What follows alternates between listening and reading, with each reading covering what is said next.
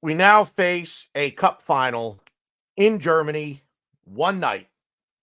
One night to advance to a spot where I think all of us would have bitten your hand off if you told us we would be in this position earlier in the season. So one night in Germany in a week for all the marbles. Not all the marbles, because there will be more marbles after that game if we're able to continue. The boys are all here. We got a full house. We'll break down everything against Bayern Munich. We'll look ahead to Villa at the weekend briefly and probably talk a little bit about the Bayern match next week to advance to the Champions League semifinals. Let's get to it.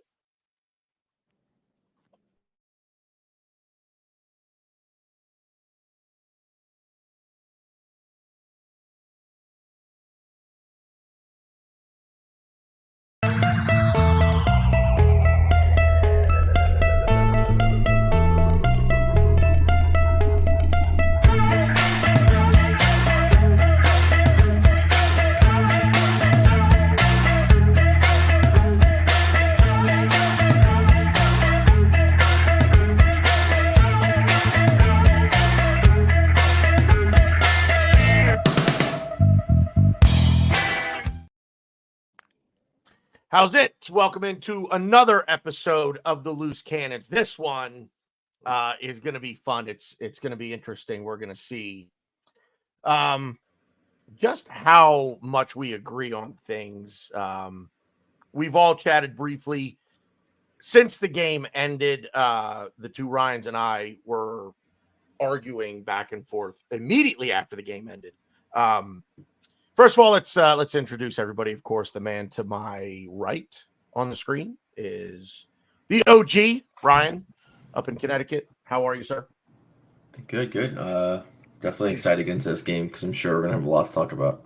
There is a lot to get to on Long Island. On Long Island, did I say it right? Is that how you guys say it? Long Island. I don't know how they say it here. Long Island. You live there. You should know how they say it. Glenn, how are you? Hello, everybody. I'm Glenn, AFC New York. I have a new video out, my trip to the UK. Off camera, the guys were talking about bucket lists and the Masters. And my bucket list is right on my YouTube channel or Twitter. My visit to the Arsenal Football Club and the UK for the first time. I'm glad to be here. I get a feeling we disagree on some key things about that game against Bayern, and I'm ready to go. It's gonna be a fun one. And in Atlanta, the real Ryan, how is it?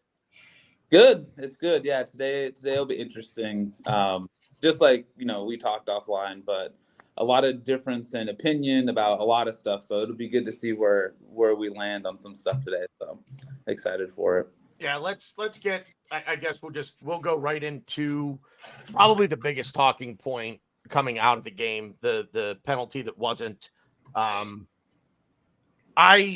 think it's like I've watched it probably 100 times, and everything that and it's funny because the fan base, let's face it, I don't know what things look like to you guys.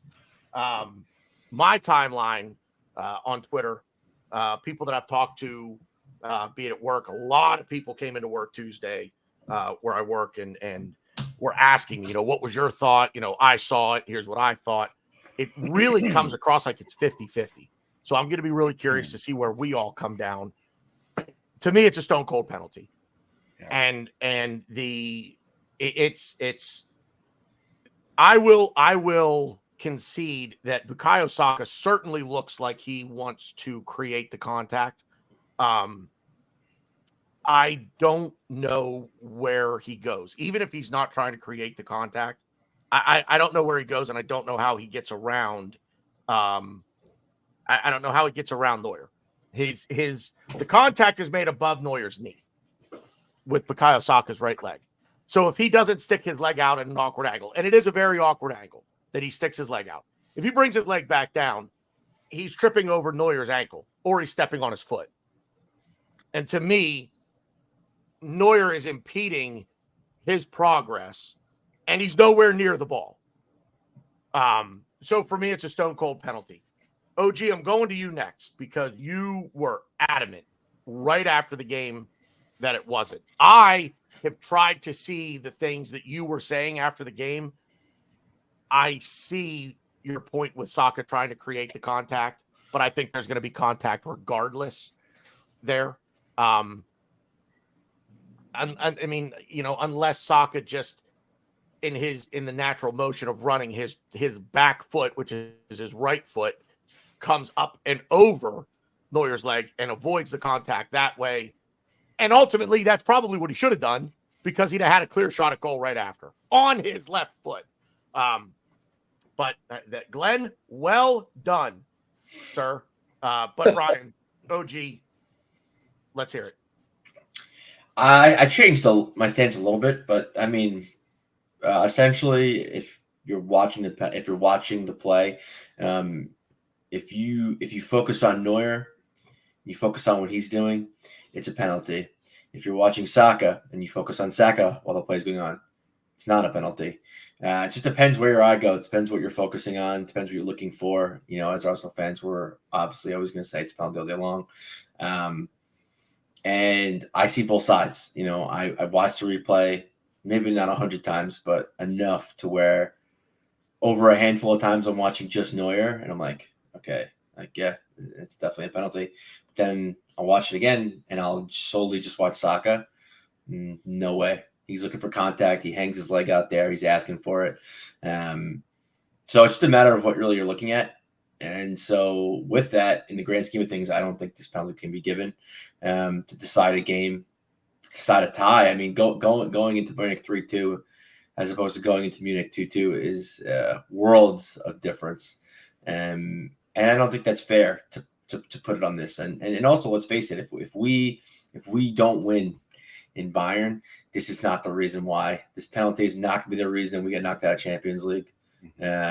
So no, yeah, I think it was a good no call. So no penalty for me. I'm shocked by what I'm hearing from the two Ryans, but I can't. Well, the real Ryan hasn't said anything yet. Oh shit! You go first, because after I say something, you guys are going to yell at me. So go ahead. Yeah, I don't think. I think watching it in slow mo doesn't do it any justice because it looks weird. It does. It really does, doesn't it? It does. In real time, I don't know how you don't give it. It's not the attacking player's job to get out of the way. And the thing is we've seen Saka get out of the way, and it results in the chance not coming off. I've seen us time and time again avoid contact like that and try to stay on our feet for the shot to get scuffed or the chance to not happen. And we're like, man, we need to start going down. Not on purpose, but if there's contact or if you're obstructed, like, we need to be taking our chances and getting the calls that we should be getting. I've been on both sides of it. I can see why it looks a little awkward. And I also think if that happens with 10 minutes to go, I think he's calling it a penalty. I don't think he wants to make the call to basically give us a 3-2 win on the last kick of the game. That's my only reasoning on why he doesn't give it. I don't think he wants to be involved with that type of decision. The other thing is, I've never seen Bukayo go and complain to a ref after a game. I really do think that he wasn't trying to hang a leg, drag a leg, and try to get a penalty. It doesn't make sense to go to get a penalty if the result of avoiding it is a tap-in. Like, that part doesn't make sense to me. I think the part that's a little frustrating is I think he knows there's going to be contact, but I think he wants to make sure that there's contact. And I think that's why it looks so awkward. It looks like he's going to the left and he's just taking his right leg and just going into Neuer instead of trying to. I think if he just runs normally, I think the contact happens, but I don't know if he's for sure going at that speed of if he's going to get clipped or not. And that's why it looks so awkward to me. But when I watch it in full time, it looks so bad. It looks so bad. See, like, if you look at that picture right there, if you just look at Saka, it's like, why is his leg there? But then if you look at just Neuer, why is his leg there? Right. It's a matter of what your eyes go to. What does your eye look at? All right, let me go. Please let me go. Yeah, I'm Well, done. Glenn, he put the picture up there. What do you want me to do? Not to fucking acknowledge the picture? Jesus, you are so touchy. No, but Glenn, he puts the picture up there. I'm gonna obviously comment on the picture. It's I literally on know, the screen. I know, but I sit through all these long answers. Oh, God damn it. Fine, talk about the picture. I'm done. I'm done with the picture. No, go ahead. I'm ready for my mother-in-law to talk. Go, Glenn. Okay, I guess we're going to talk about the picture.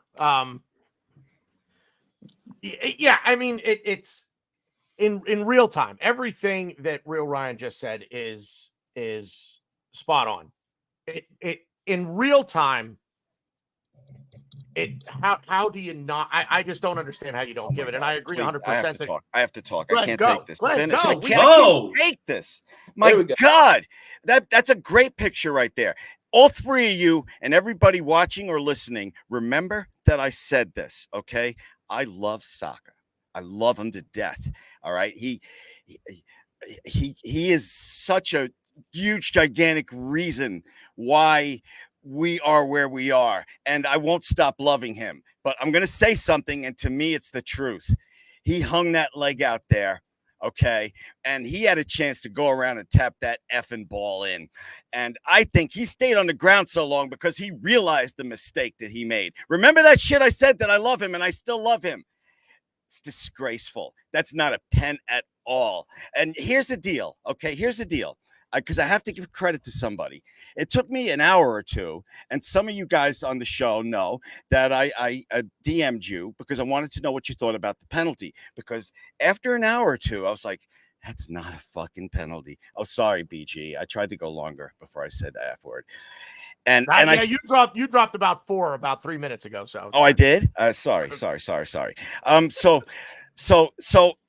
it's 2 hours at the most after the game, and I'm sure that it wasn't a penalty. And BG, like your timeline, mine was screaming, rip off.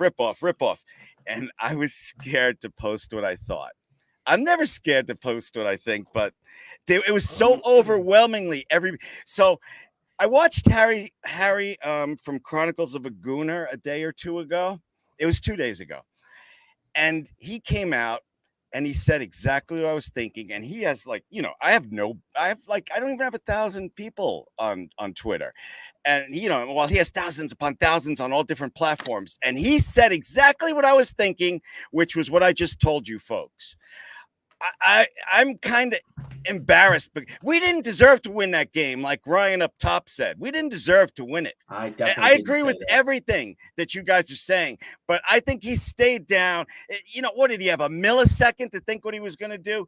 I love Saka, but oh boy, he blew a chance, at least a half a chance to win the game by doing that. Good case right there. He has a millisecond. So you're saying in that millisecond, he's deciding to give her the picture. Yeah, he hung his leg, dude. He hung his leg. I'm sorry. You'll never convince me. I'll never convince you. Just remember, I love Saka. I love him. And like one of the Ryan said, I think we're going to win in Germany anyway. Okay. I mean, OG, you said it. You said it very well. It kind of, for me, looking at the picture, it's like, where does your eye go? Because in the picture, it almost you could make an argument. It looks like Neuer was there and he's trying to jump back out of the way. Now we know that didn't happen. We know he stuck his foot in. And to me, the thing is with this is that Neuer sticks his foot in and basically makes Saka have to get out of the way. Now, to Glenn's point, you've got a millisecond, but that's not you get a few milliseconds in baseball to decide whether you're going to swing or not at a 98-mile-an-hour heater coming chest high, right? This wasn't even that long. He's in the this is I don't even know what to compare this to in terms of timing. He's already on his path. Like he's on his Saka is on the tracks. He's on the tracks. For him, it would be just as unnatural as what he did if he were to try to get out of the way. And try to avoid Neuer's like I say, for me, and I'll keep putting it up as long as you guys want me to put it up. No. For me, if you look at where Now, this is not where the contact is. If you swivel this camera around to the left, you'll see the contact has yet to be made. Saka's foot hits above Neuer's knee.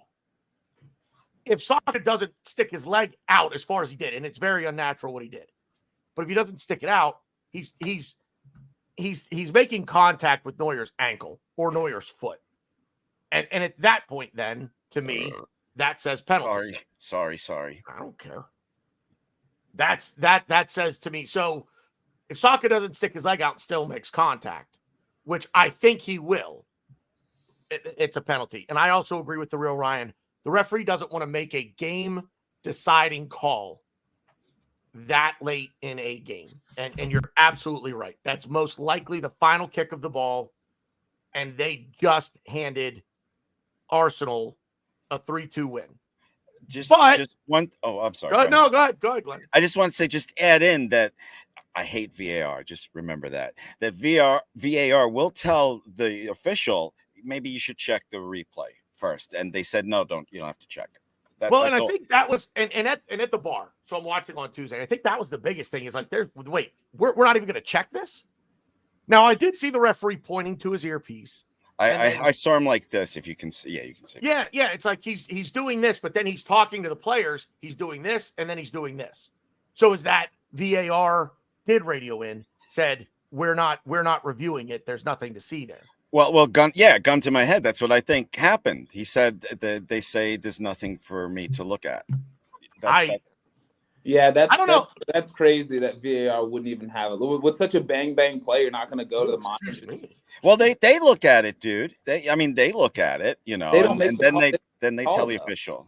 They don't make. Yeah, but again, it's one of those calls where I think if he gave the penalty, VAR would be like, "Yes, it's penalty." If he didn't give the penalty, VAR's like, "Okay, cool." Yeah, they're not overturning it either way. Call on the field stands. And I just really quick want to not really argue with Ryan, but 2 things you said that stuck out to me that I don't agree with. One, I don't think he had an easy tap in if Saka had gotten past Neuer. De Ligt, in the picture, you can see De Ligt is right there. Yep. I think it's definitely – I'm not saying De Ligt is stopping him or saving it or a goal line clearance, but it wasn't a easy tap in if he gets past Neuer. Although it's definitely an easier – it's almost – I did still question why he were to, quote unquote, go down. And then the one thing you said, and you said it when you were texting us, and I didn't say anything initially, but like you said, you said, oh, Saka was complaining to the ref, like he never does that. He always does that. Whenever he goes down in the middle of the game, he complains to the lines. He complains to the linesman. I've never seen him go after a ref after a game. Well, yeah, because the game's over. But this play, if he had been taken out right in front of a linesman at the last kick of the game, he would have complained to the linesman. He would have complained to the ref. Well, he complains all the time. And let me say this: I don't mean this as a mean thing. I know Glenn doesn't like Saka, but I like Saka. So, come on. So please tell me you did that on purpose. I thought you were more of an Odegaard guy. Anyways, no, so I'm not saying he made me snort. He complains, and I don't want to be like, I'm not saying what he does is wrong, because I do believe he should be complaining, because you saw in this very game, Davies was attacking Saka and fouling him left and right, and he got carded pretty early, which he should have. He kind of stayed off him. He needed help from Gnabry and Sane to deal with him. Probably more Gnabry. But yeah, he was getting fouled left and right, and he was complaining as he should have been. He should have been complaining. So to say oh well he's complaining, he never does that. It's like, well, no, he does. But I do get what you're saying. He does complain after the game, but this was the last kick of the game. When is he going to complain? I don't know. Is he going to be like, oh no, I also think any player in this situation, take Saka out of it. If it's any other player in that situation, they're obviously going to complain about it. I don't know. I just don't think. No, I get what you're saying. I guess my point is that complaining to a ref after a game is not going to change the tone and tenor of the game. It's over. So obviously when you're complaining during a game, you're hoping that, hey man, these guys are fouling me. You need to see a little bit more. Maybe that makes the calls go your way a little bit more. That's kind of my point. I think you just realized too, it's a big goal. It's a big penalty to call. Either way, you're having us go up a goal to Bayern, or it's literally all to play for it. I mean, it's still all to play for it if we were up a goal, but yeah, I mean, it's a big call. I also thought that Saka probably thought it was going to get overturned or get looked at. And I think once, I guess he was more of in your shoes where he, like, the check was kind of quick. So he was kind of just like, what? It was quick. You didn't even, like, have, like, a second look at it. I think that's what kind of sparked his rage, because when he was on the ground, he was fine. Everything was calm. And then once, like, the game ended, then he was like, wait, what? Like, you didn't call. Like, I think he thought the game was gonna get, like, the final whistle was gonna get blown, like, kind of like later on. Yeah. But then when it got called, he's like, whoa, what do you mean? What do you mean the game's over? What are we talking about here? And Yeah, that's when he kind of lost his head. Yeah, I'm sorry. Go for it. I guess I don't see people act that way when they dive, because that's what we're saying. Like, if you're looking for it and we're saying dove, right? I don't think he dove. I don't think he dove either. So looking for what is it then? I'm just saying. Like I said, it depends how you view it. If you're watching Saka, it looks like he leaves his leg out there to get hit. Well, I'm saying we're saying he consciously made a decision to go for contact, which is embellishing what happened. Which didn't get a penalty, right? I didn't say that, but then again, I don't know what I'm saying. Like, I don't know if he it's a bang play. I don't know. Like, it's not. I don't know. I think that play happened so quick. You can't be like, oh, well, Saka knew he did that on purpose, or you can't go to Neuer and be like, oh, Neuer threw his leg out like to trip Saka up. It's like, it's such a bang play, like in a weird part of the box with the goalie on the last kick of the game. It's a play that you're like never gonna see. Like, I think Neuer made a mistake. He went for the ball and didn't get it, and his leg is hanging out there.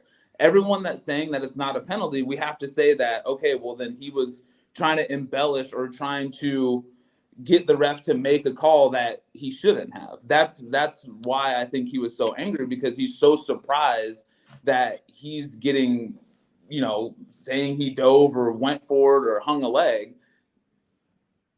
I also don't think hanging a leg is diving.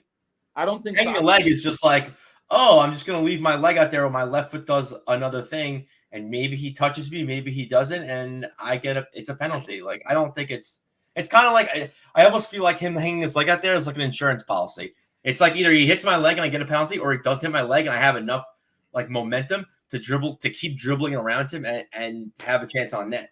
I don't think to me, man, like, I don't see the hanging a leg thing is not what I see. That's what Harvey Elliott did against Wan-Bissaka. That's what Harry Kane has done for years. They leave a limp leg out there that can just get touched and they can go over. That looks like I'm trying to avoid the leg that's in front of me at full speed, but I'm going to make sure that there's contact.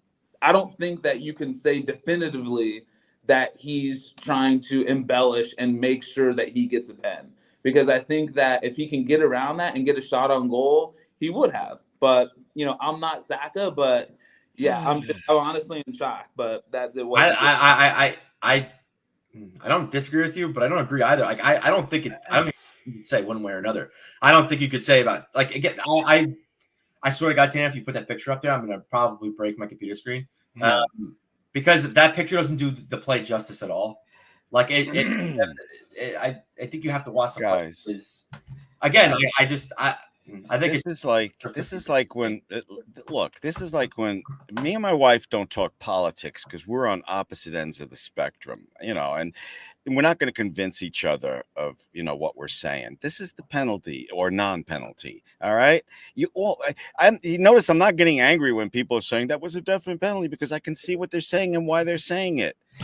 Can't we talk about something else now? And why did Mike Hertz have wow in the comments?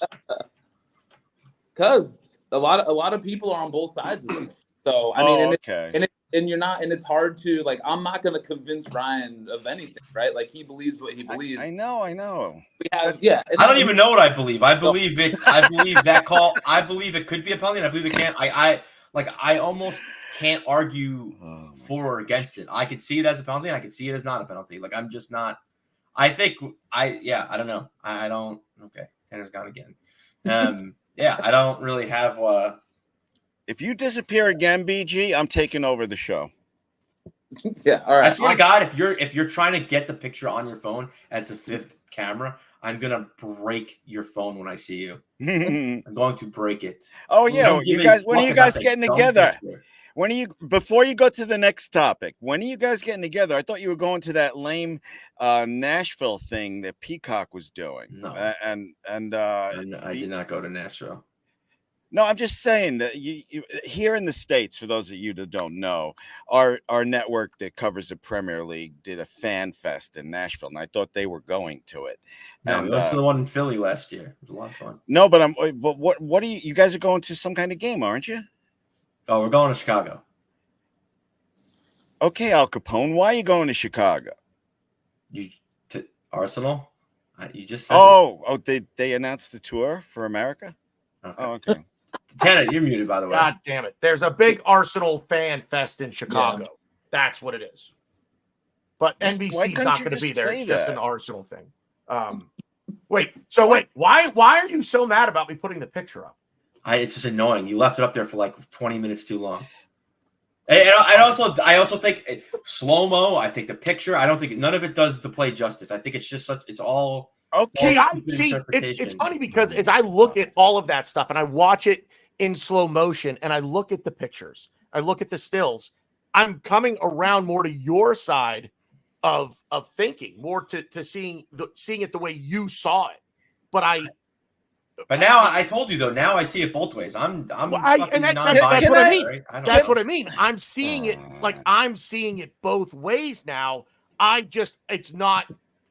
I see everything that you're saying on it. I just still think it's a penalty. Like I just no matter what I look at it and I just say, okay, yes, because you're an Arsenal fan. That's fine. Nothing wrong with that. But I think honestly, can you mute Glenn's mic? Yeah, I know, right? Thank you, Glenn. But put the shoe on the other foot, and this is Raya doing it to Kane. Now, first of all, we know Kane's going to get the penalty, but say he doesn't, and I'm going to walk away from that situation like, ooh, we just avoided catastrophe. I mean, it's worse because he has a history of doing shit like that. There's like a million videos of YouTube from him as a Tottenham player doing it. Right, like, but what I'm saying, just shoe on the other foot, and the same result happens. I still say no penalty. I'm walking away from it. Like I said, like I think it's even worse that he does it because he's notorious for doing shit like that for even less contact. Yeah. So like, if anything, if he does it, I'm more in the camp that it's not a penalty. The only reason why, I think it does depend on the player. To Glenn's point, we've beaten this. This horse is dead, and we're still beating it. So, first half of the game. Well, let's do this first. Let's get into headlines. If everybody's good on that.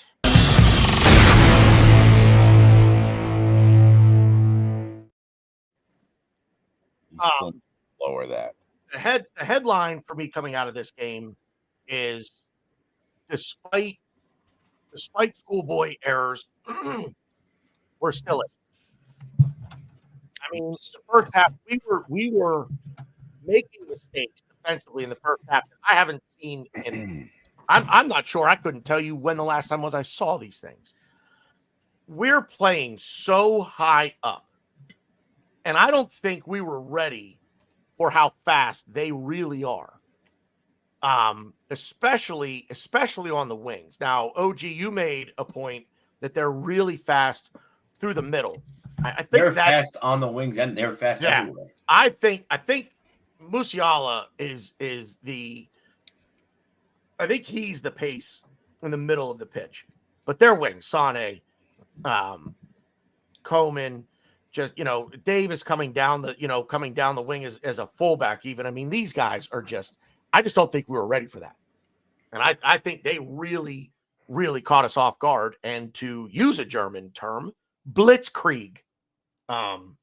Glenn, back me up on that when you get back in here with your stoned emoji. What do you mean stoned? The emoji. Yeah. No, I agree with you there. I agree with you. That game was lost in midfield. I don't know that it was lost in midfield, but bottom line, we got wrecked in the midfield.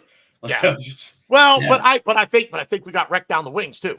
Yeah, So, Kivior. Another thing I DM'd you guys about Kivior because I wanted to see if I was crazy before the game started, and I said I thought the game was too big for him, and you guys said you both would start him.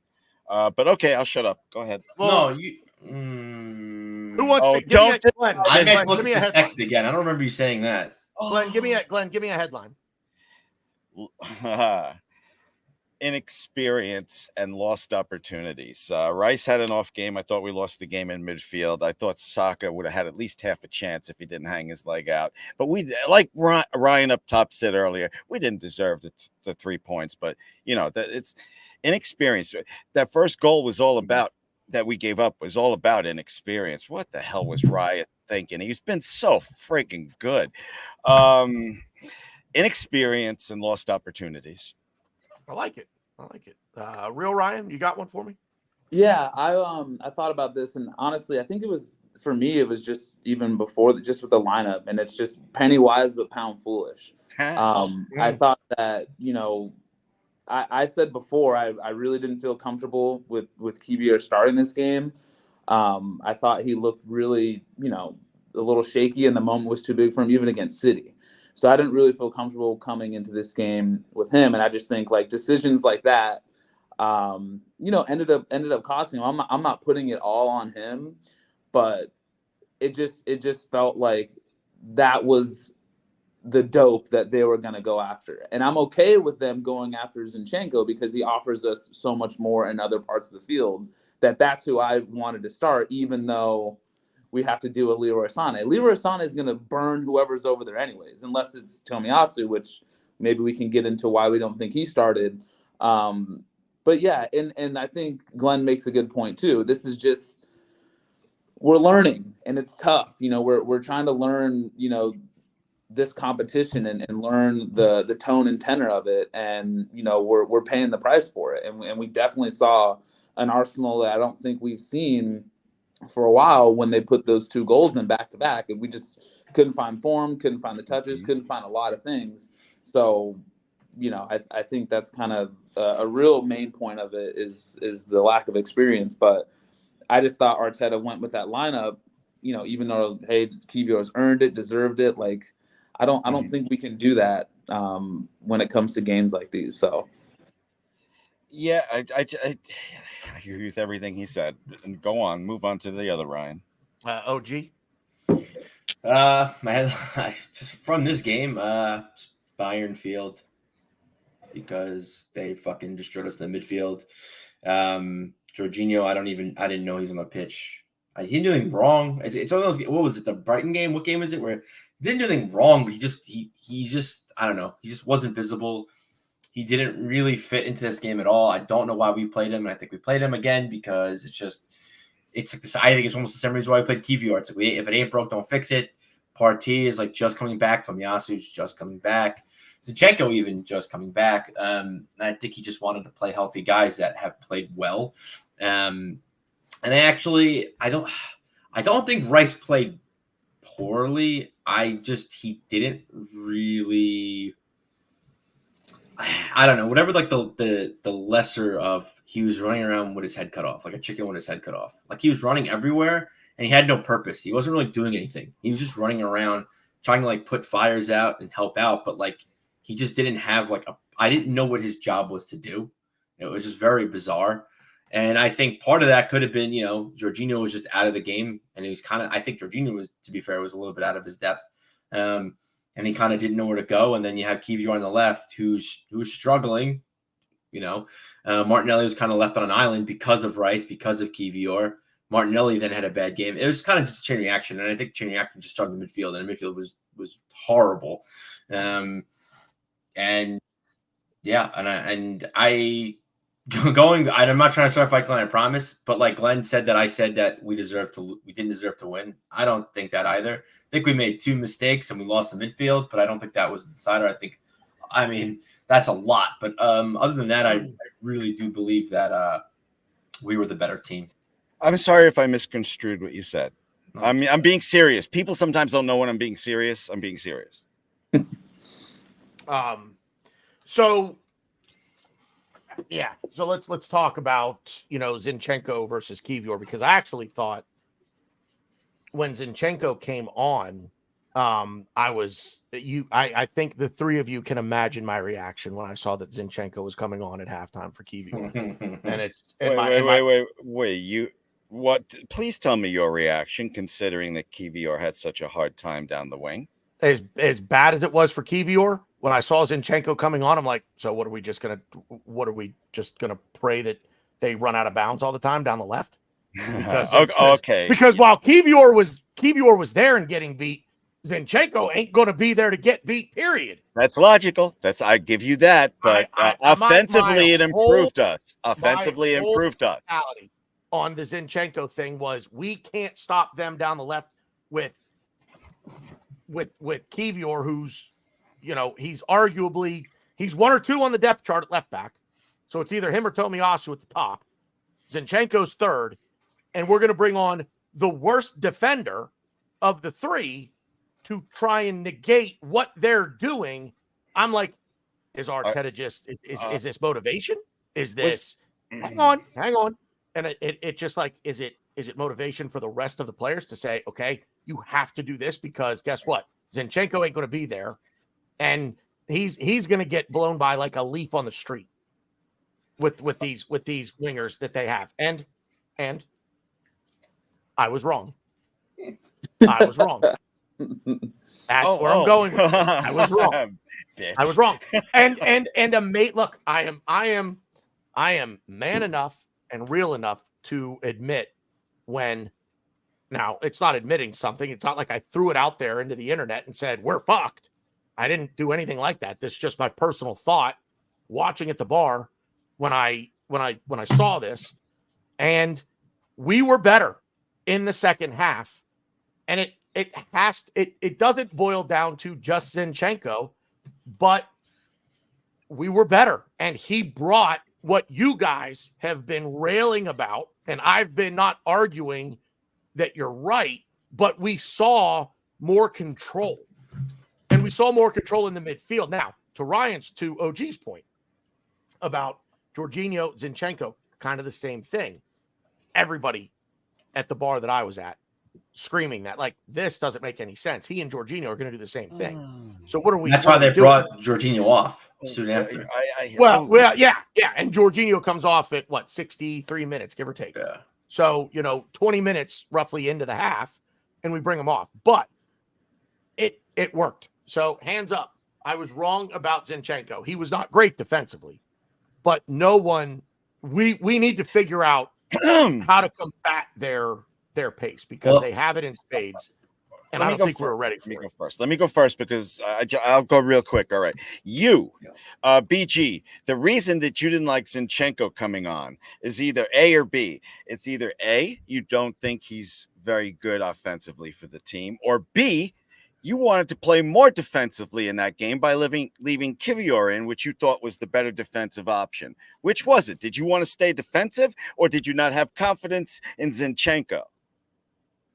Okay, so it's funny because it's okay. Zinchenko is the better attacking option. He's the better possession option. Okay, so you answer. Okay, so it has nothing to do with attack or possession, but he is, in my opinion, of the three that we would play at left back, he is the worst defender. Okay. And so at first, my original thought was we're now getting worse defensively on that side of the pitch. Okay.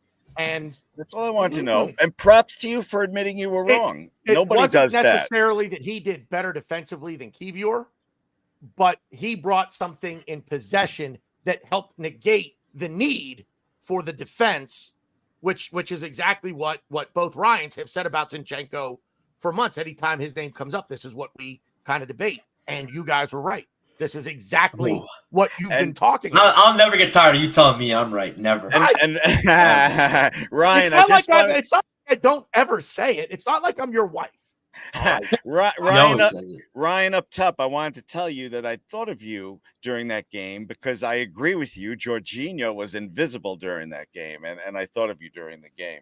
But it's hard to tell when you don't want Jorginho in there because you just don't like him as a player or a man. So I can never tell if your emotions getting the best of you or not. But I like Jorginho. I think No, he's a great I leader don't. on the I don't pitch. think it's. Look, you guys say this all the time about the Zinchenko thing, and that I don't like him. I do like him.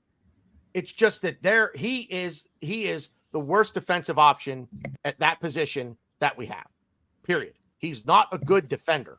But again, and I'm not trying to beat this dead horse too, but the two Ryans have both said that what he brings in possession can sometimes outweigh what he will do defensively. And that's exactly what happened.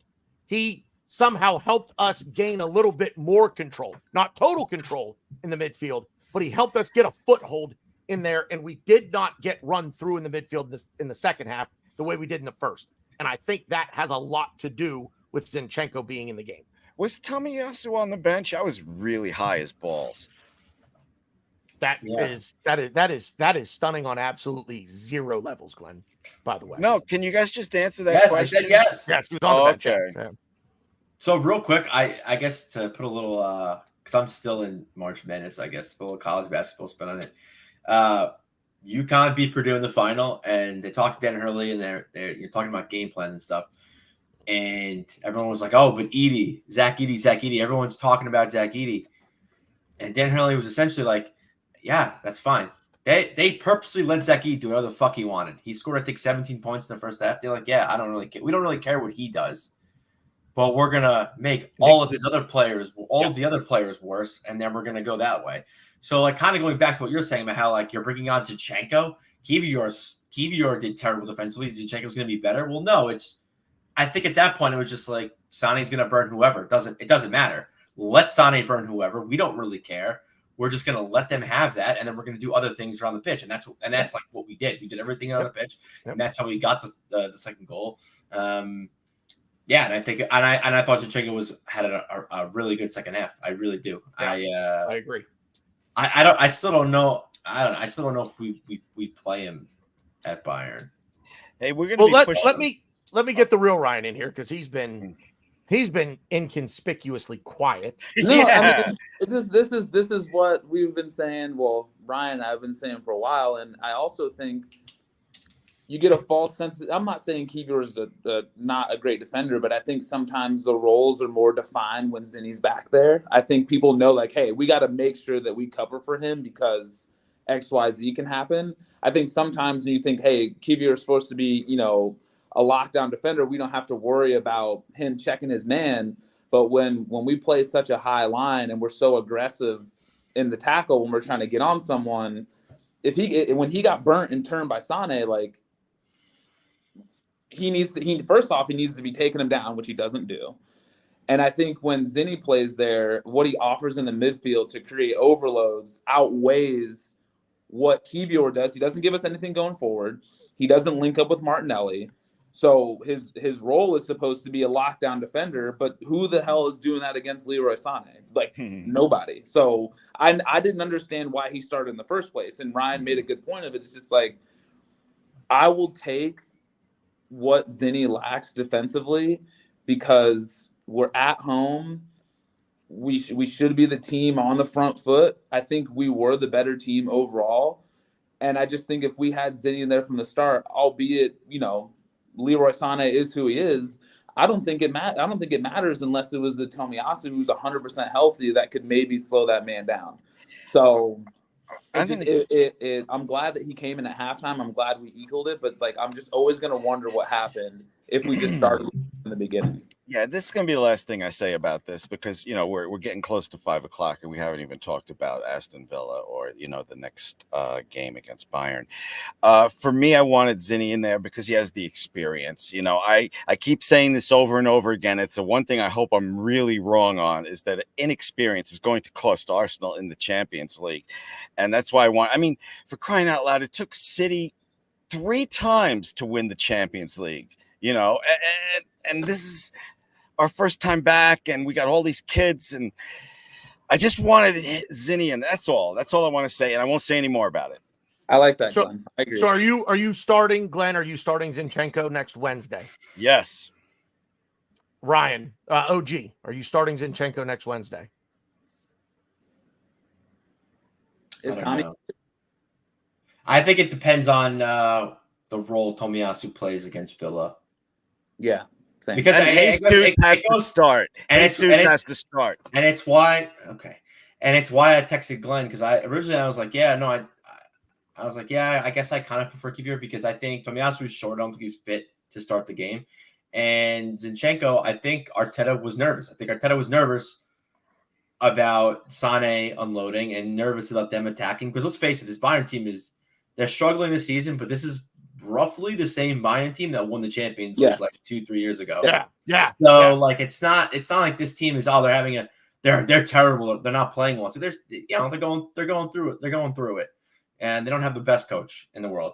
But yeah, I think he was nervous playing Zinchenko. I think he was nervous for what happened to Kivior in the first half. I think Arteta was nervous that might happen to Zinchenko.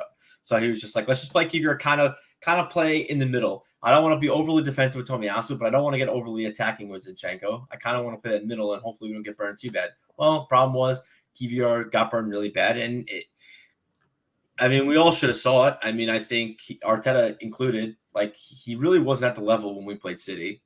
You think he's going to be at the level for Bayern? I don't know. Like, I think – I don't know. I don't think Kivior is at this level yet to hang with the big boys. I also think Kivior should just be Gabriel's backup. I don't think Kivior should ever play left back again. Not to say he's bad. No, I'm not saying he's bad. He's had a couple of games for us, and he's done a job when we needed him to. But, like, when Timber comes back, we have Timber, Tomiyasu, and Zinchenko. Like, we don't need Kivior. And that sucks because, like, before we kind of used him at left back, he was, like, talking about going to AC Milan and, like, leaving and stuff. So you have to kind of sit the player down and talk to him and figure it out, because I don't think he should be a left back for us. I think he should be a backup center back, and I think he should get time there. I think we don't need to play Gabriel every fucking game. We don't need to.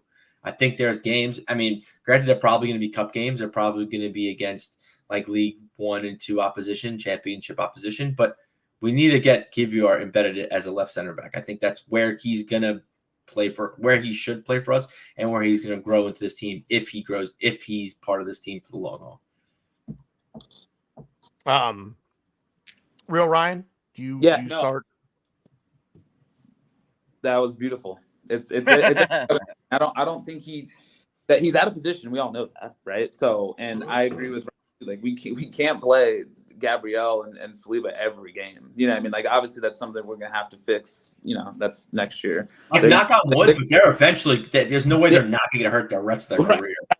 So like, we're going to have to deal with it eventually. Right. So I know that's not going to happen this year. There's just too many games. Like, we have to win every single game. So, like, I know that's happening now. But obviously that's something we definitely need to fix. And, you know, I mean, the sad part about this is we had a solution for this. He just tore his ACL in the first game of the year. Right. Like, I think this is always going to be Timber. I think Timber would have been amazing, you know, had he played this year and been bedded in and had the experience. You know, he's really intelligent. He's got, you know, he's robust. He's got a shimmy on him, you know, so he can do all the things that we want in that position. But like, we just don't have him right now. So we had him, you know, Arteta, you know, he brought him in for a reason. So we'll just have I want to say something about Timber before you move on. If it's me, I think if Tommy's healthy, that's where I'm going. I'd like to see how the game goes, because on the road, I mean, you know, I think we'll have to play kind of like how we played City. I don't think we can't concede early, right? Like, I don't think that's going to really help the situation. I think we just got to maybe soak it up with some defenders that can just keep it tight. And then, you know, in the second half, which we've been good at, with the subs that we have, I think we can maybe try and nick it. So if it's me and if Tommy's healthy and he plays, you know, 70 minutes against Aston Villa, then, you know, that's where I'm going. Yeah, for me, real quick, no more on-the-job training. Like Ryan said, you know, every game is a cup game now. We got to win. So, you know, as far as I'm concerned, that position, it's Tomiyasu, Zinchenko, and Gabriel, I'm sorry. What's his face? Kivior is third string. No on-the-job training. Sorry, Kivior. You did outstanding for us, but you're third string now. Agreed. Wow. So it's tough because I think that this game is going to play out, especially I think we're going to need to withstand the onslaught the first 20 minutes. I think they are going to come out all guns blazing, and it is going to be an insane environment. Yep. At the is it how do you guys say seen the the other word? Is it games? Alliance or Allianz? Have you guys seen all the other games? They've all been insane, crazy, fun games. Well, it's the atmosphere is going to be nutso at the Alliance Stadium. And the first 20 minutes are going to be key. If we can get through the first 20 minutes, and honest to God, I think as much as I think a lot of people will probably rail against this, sit back and just absorb it. Did you the first say 20 minutes, just sit back and absorb it. Don't try to be a hero. Don't try to, take your chance if it presents itself. But I'm talking play it as safe as you possibly can for the first 20 minutes and settle in and just, let the atmosphere soak over you and just get used to it. And 20 minutes in, now all of a sudden, okay, we're 20 minutes in. We've withstood the onslaught. Now let's start trying to get a foothold in the game, start playing our way, do what we want to do, and let's try to nick a goal somewhere. Did you If guys they score, go ahead. Did you guys up top say who you would start at left back for Bayern? If you did, I'm sorry. I already forgot. It's really I have to agree. I think I want to see Tomiyasu start unless he doesn't play against Aston Villa. Right. Yes. If he doesn't play against Aston Villa, then there's something else going on that we don't know about. He's just not fit. Okay. And if that's the case, then boy, oh boy, it really becomes difficult because I want to defend that first 20 minutes. I think Zinchenko can do the job defensively if that's what he focuses on. If his responsibility is, okay, I'm penciling you in at left back. That's a defensive position. Play the defensive position. And then let him grow into the game. Let the whole team grow into the game and take it from there. I'd be okay with starting Zinchenko. But if he can't do that, if he is just going to constantly drift into the midfield and that left wing is going to get left wide open, or Bayern's right wing is going to get left wide open because Zinchenko's just constantly out of position, then you've got to start Kivior. You have to. Because he's the better defender than Zinchenko, and that's what I'm going for. I would, given the way that I would want to play, I'd probably start Kivior. And I would look, and it would be with the caveat that, look, we can grow into the game and Zinchenko's going to come on at some point. You're on fucking drugs. I just don't want to give Bayern too much respect. I don't think you're gonna see the Zinchenko effect from Tuesday. I don't think you'll see that Wednesday if he starts. But I legitimately rather believe not that see the Zinchenko effect and see the Kivior effect that happened on Tuesday. Kivior will defend better than Zinchenko, and I said if Zinchenko will just defend. Did you see Kivior play in the first half? He's still a better defender. They all got run by. Yeah, but he got ran by. I agree. You know why Zinchenko didn't get run by? Because he wasn't there. But he was there. He wasn't there to get run by. You're crazy. You're crazy if you play Kivior. You're crazy. It's fine though. He let him defend. Who's the better defender? Kivior or Zinchenko? Who's better defender? Honestly, I'm questioning that after watching him play against Bayern. I don't know. Leroy Sané is one of the best right wings in the world. No, I know. That's why I don't want Kivior there. I'd rather do what I said. I'd rather just let him run wild and then just have Zinchenko and not. This is why I guess I just disagree with what you want to do. I don't want to just play defense because I don't want to just play defense the whole game.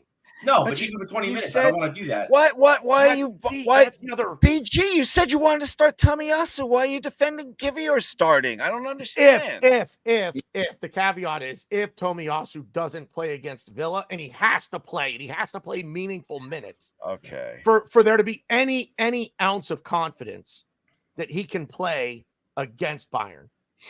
I mean, I would probably look to just to kind of change up tactics overall in the game. Ooh. I think we're a better team, but we have to be ready for what this game on Wednesday is going to boil down to what Mikel Arteta can do tactically to offset what they're going to try to do, because they're going to try to just run through us and past us.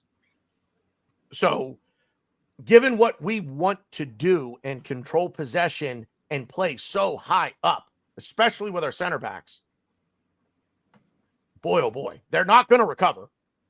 If they get the ball, they're not going to recover. How many times Tuesday did we see they're in on our defense? It's just you got to do something. You can't just say we're going to do what we want to do, because we didn't do what we wanted to do. I don't want to scrap the whole game plan, but I mean, they only had one shot on target outside the goal and the penalty. So it's not like we took 18, 19, 20 shots, right? I still think what we were doing was fine. It's just that, to your point, we are so aggressive with our center backs just being on the back of, obviously we know what Harry Kane's going to do. Right. He goes in there, he checks into that hole, and then he plays out. So I think if we're so aggressive on that, that's why we were getting spun, is because we were just on him so tight. Right. And pop in, pop out, and then now it's a track meet, and we obviously don't want to get into those, and we haven't really been in a lot of those recently. So that's why it was so alarming that it's just like, why are we doing 6s and 7s at the back? Like, what's going on? I think if anything, we might not follow Harry Kane as aggressively to the center of the pitch, and maybe that gives us a little bit more space to soak up a Gnabry or a Coman or a Sane streaking down. So I could see a couple tweaks like that, but I don't think we're going to do some huge overhaul of tactics. I think it'll be the same, but it's take what we already do and tweak it just a little bit, like you just said. Don't be right on Kane. But also don't be up someone else's ass wearing a whatever color shirt we're going to wear. I guess it's going to be the green and navy third kit, but just don't be up. Why not yellow? I mean, I only say that because I think it's like the away European kit. Whatever. Don't be up the ass of somebody wearing the same color shirt as you, so high up, so that they're wingers with blistering pace just run by you, or don't even run by you because you're not even there. They just I don't want, like you said, I agree, I don't want to scrap the whole game plan, but you've got to make but this is what good coaches do. It's not always going to work. Everything you want to do is not always going to work. I mean, Manchester City, for as great as they've been, have their moments where what they want to do, it's just not clicking on the day. So we've got to make some small adjustments and just be better prepared to defend. And again, go back to title of the show a couple of weeks ago, defense wins championships. You got to be able to defend. Go ahead, Glenn. You're chomping at the bit. Well, only because I know my wife is going to text me any second. Okay. Yeah, you guys both got to wrap it up here anyway. So go ahead. I think we're going to beat Villa 3-1. And as far as Bayern goes, I keep getting stuck between 2-1 Arsenal and 3-2 Arsenal. But I have to say this because this is the strongest feeling I have, that it's going to go to penalties. I hate that. It feels like a game's going to go to penalties. I hope I'm wrong. I hope we win 3-2. 3-2 Arsenal. But remember, I said if I'm kind of lying to you, it feels like it's going to penalties, and then it's anybody's game. So yeah, no, go ahead, guys. I'll stay as long as I can. Real Ryan, do you want to do a final thought here? You're about right up against it. So yeah, I mean, that was fun. Obviously, Villas have a game today. I don't know what the score is, and I feel like they're up 2-1. They're up 2-1. Okay, cool. I feel like I don't know if we're gonna get a full Villa squad on. I lied. They won 2-1. They won 2-1. Okay, cool.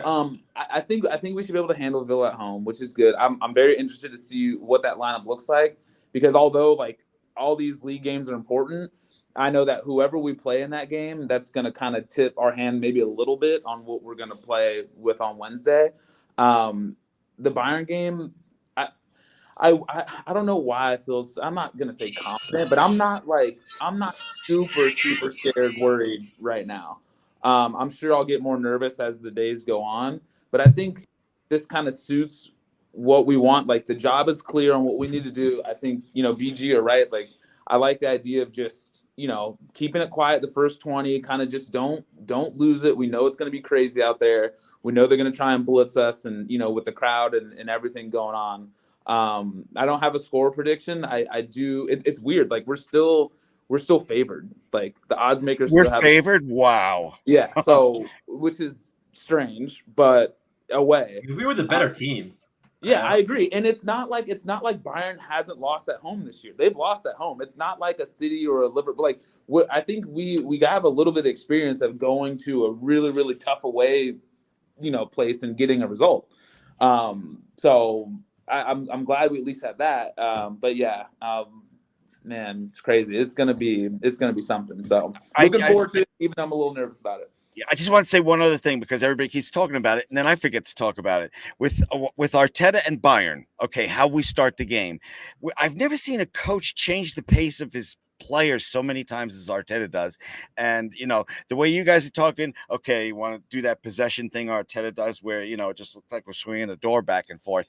I want him to be on the front foot. I want that high pressure Arsenal to start the game against Bayern. That's it. Oh, I have to go. I'm sorry. Thank you, everybody that was watching. What's that X thing? Thank you, everybody that's watching. Thank you, everybody that is going to watch later. I love you guys. Thank you. He's such a character, man. I love it. It's great. Oh boy. Stan, you might have been onto something. That's all I'm going to say. You might have been onto something. Biting my tongue. Yeah. Or my lip. No, biting my lip is for something else. No, biting my tongue. Okay. Anyway, enough about biting. Yeah, real Ryan. What? Like I said, you said you got a hard 5 o'clock stop, so yeah. So I'll give you a chance to say your farewells. Yeah, I'm gonna split. It was fun today, guys. I mean, it's crazy that it's actually, even though it's like so nerve-wracking, it's actually so fun to have all these games that are so important and just like edge of your seat stuff. So like I'm trying to appreciate it, even though our heart is like on the line, right? And we just don't want to get our hearts broken. So it's hard to like fully commit into like enjoying this process. But that's something I'm trying to take on, is enjoying the fact that we're in these high leverage games, and that the team is so good, and a team that we can be proud of regardless of what goes down. So I mean, obviously I hope we win the double, but if not, it's gonna break my heart, but it's not gonna be the end of the world. So my leaving, my last little thing is just let's just try to enjoy it, even though I know we want to puke. So yeah, that's it. Yeah, listen, thanks, man, for being here. We appreciate you, brother, and right, we'll be chatting soon. Yeah, see you, buddy.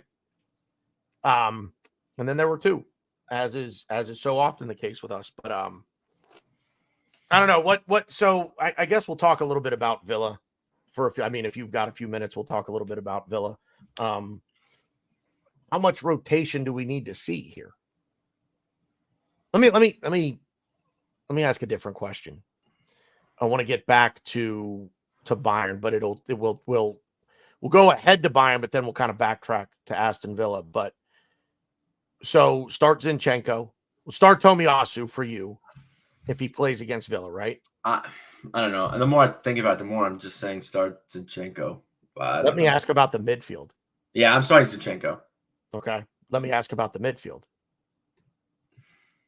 I think we're both in agreement that that Jorginho probably shouldn't play or shouldn't start. Would you start Partey? I mean, there's what other option is there other than to drop Havertz back into the 8? Yeah, or, I would do that. I would drop Havertz in the 8. Okay, so then Jesus starts up top. Yep. I don't know, man. He is the Champions League. He is. Yeah, I know. I've never seen a player be so different in the Champions League than in the Premier League. It's insane. I think it's styles of play. I think Yeah, that's maybe. what I don't does it know. for him. I mean, it could be, but he's better. He's better. He's better in the Champions League than he is in the Premier League. I don't know, man. I just that's pissing me off. So I'm going to backtrack a little bit, because when we signed Trossard and we signed Jorginho, what was that, last January, 2 Januaries ago? I'm looking, I look at certain signings, and I'll tell you right now that I thought of the Urian Timber signing this way as well. I look at certain signings that they've made in the past few years here as this player is here more for European football than it is for domestic football. It's funny because I thought Jesus was here more for the domestic than the European, but I think Thomas Partey is built more for this. I think Jesus is built more for this. I think Trossard is built more for this. I don't think Jorginho is. So I put my hands up. I think I was wrong on that one. But I think certain players just do better in international competitions or European, whatever you want to, Champions League, Europe, whatever it is, the international stuff. But the Havertz thing, I don't know. It just didn't work at the left 8 for him. It just didn't work well for us with him being there. I feel like he's so unsure of himself in that role, and he doesn't quite get what it is that Arteta's looking for out of that role from him. And he has settled in so nicely, and everyone around him has settled in so nicely to him playing that number 9, I guess is the best, best way to describe it. But I just, man, oh man, I want to get Jesus in there too. I'd probably more start. I think I would go Partey for Jorginho. I actually think I'd go Jesus for Martinelli. I'd leave Havertz where he is. I'd leave, Odegaard and Rice where they are. I just don't really want to mess with this. We have to score. Unless, of course, it's 0-0. We go to penalties, but we have to score. Have to score a goal.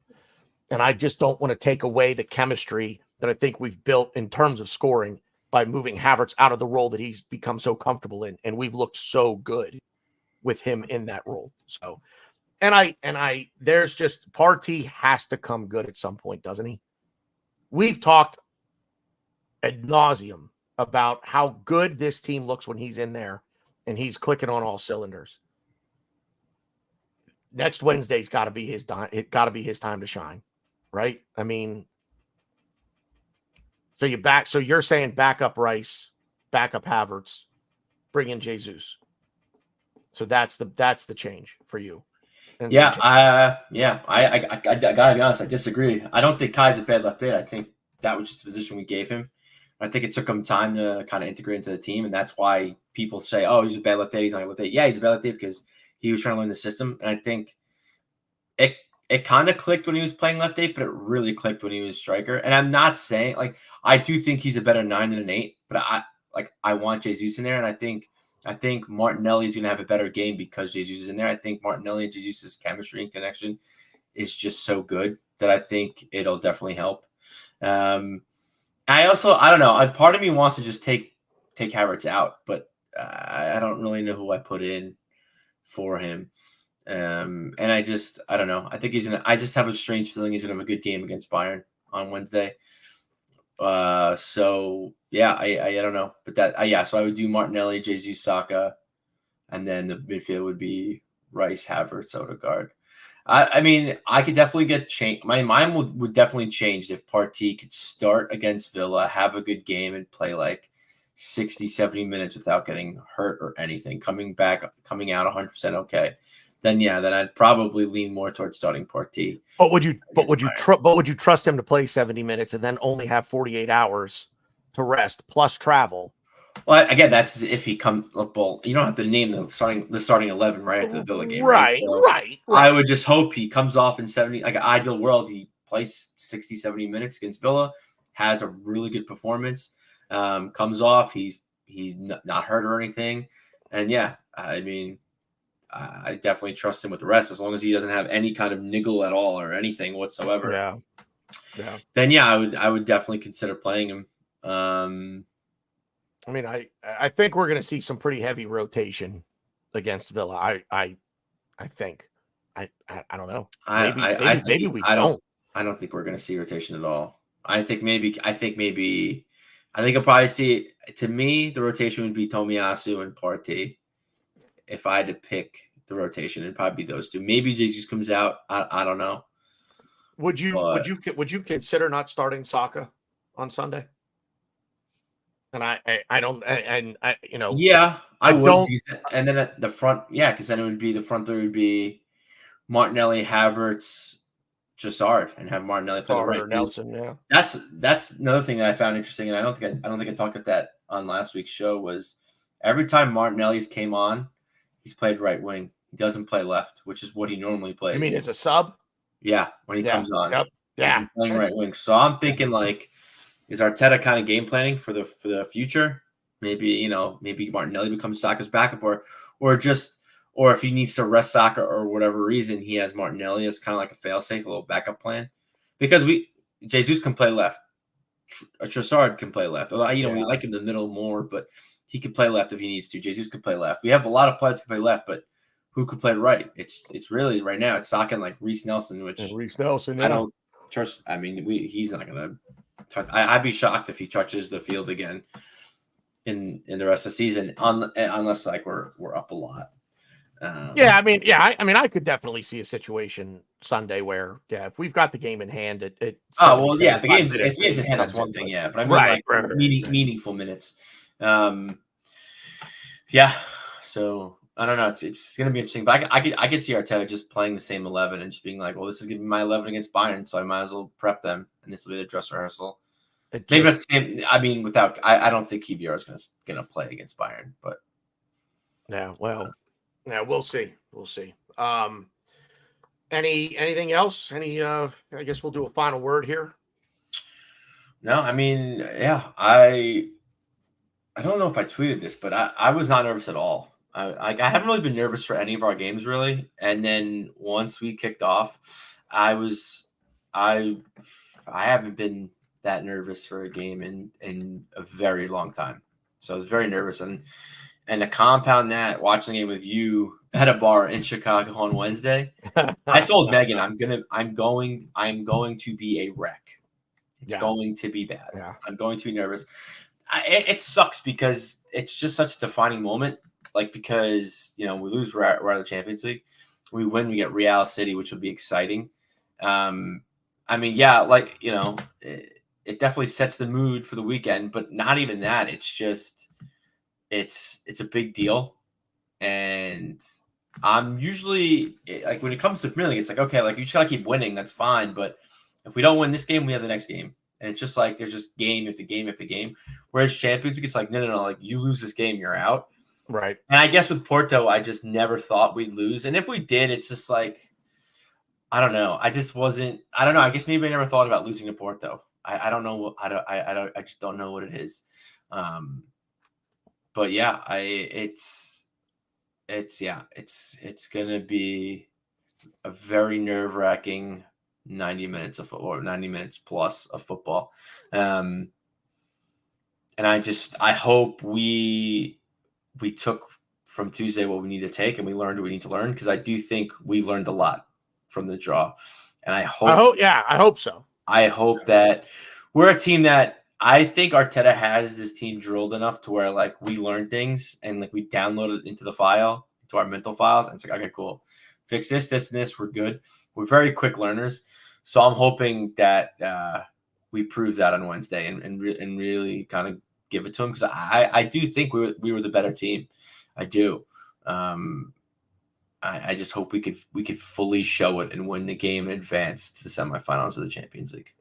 It's funny, real quick, and then I'll get into thanking the chat and everything.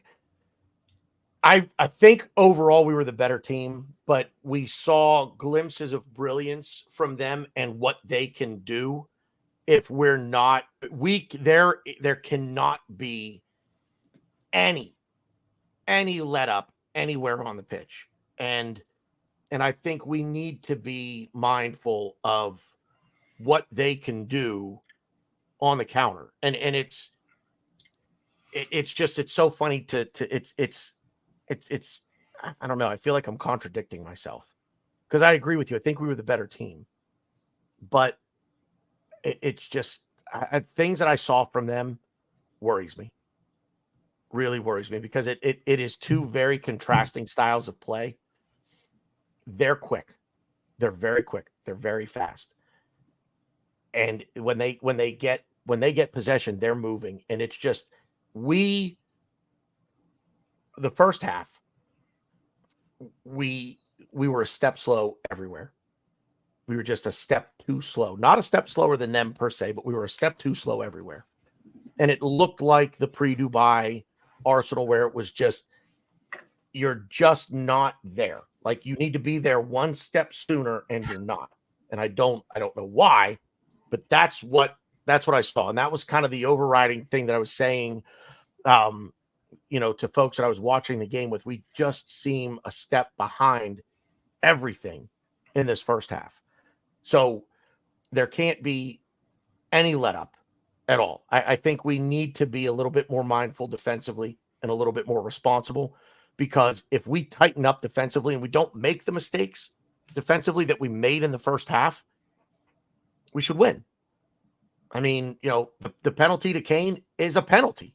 Like that's like people. That's not a penalty. No, that's a stone cold penalty. And that everybody's like, we all know Harry Kane's going to get it.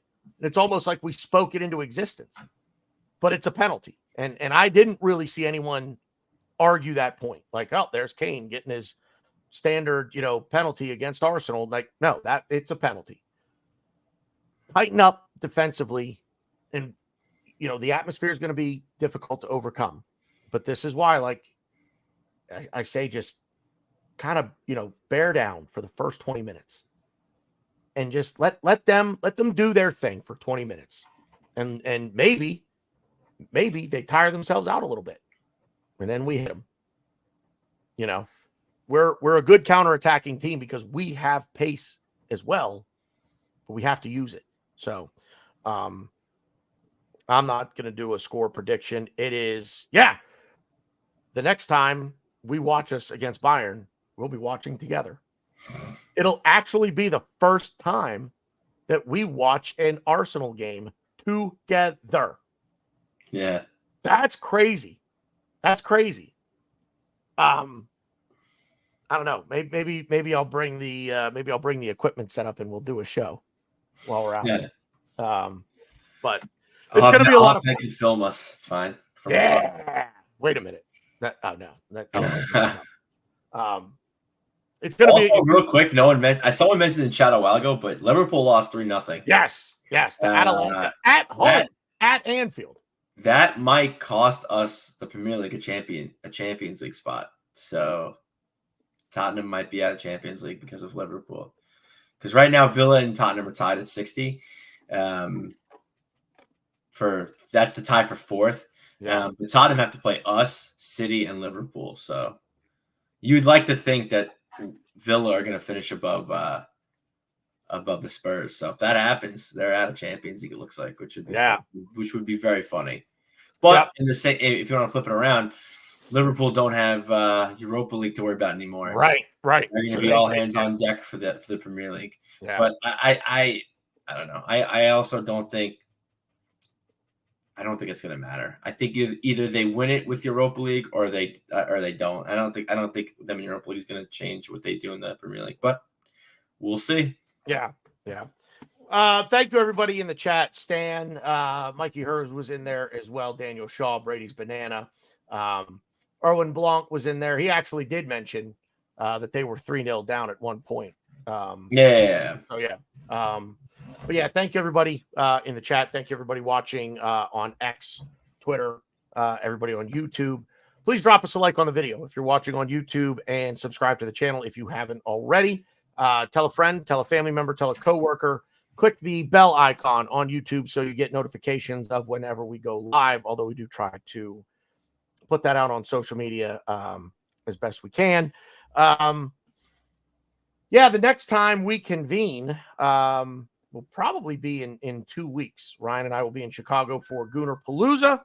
There will be pictures. Stay tuned to all the socials for that. There may be a few short videos that we make while we're out there and try to include everybody on the good time that I know we're going to have. It's going to be a lot of fun. Hopefully we're kicking the festivities off on a good note Wednesday with an advancement to the Champions League semifinals. If anybody here that's going, please say hi. I want to meet as many people as I can and just have a good time. So like, I've already talked to a few people on Twitter about it, about seeing them, meeting them. So yeah, if anybody sees me, don't tackle me. But yeah, no, I don't know why. I was originally going to say, come tackle me. No, don't do that. Come say hi. Or do it. It could be fun. He's actually a lot bigger in person than he looks on the camera. Yeah, a little bit. No, I'm down to. I want to meet as many people as I possibly can and just talk Arsenal and have a good time. So yeah, likewise. It's going to be a lot of fun. You'll see the jersey with the bearded Gooner on the back, or you see this luscious mane, which will be trimmed up next Wednesday. It'll look nice and neat and kempt, and we're not going to go crazy, but it'll still be there. But yeah, say hi to us. Look for us out there, and don't be afraid to engage us in good footy talk. That's what we're here for. That's what we're headed out there for, to have a good time. So on that note, thank you everyone for watching. Thank you everyone that made it this far on the replay. It's been good footy talk. We'll see you out there.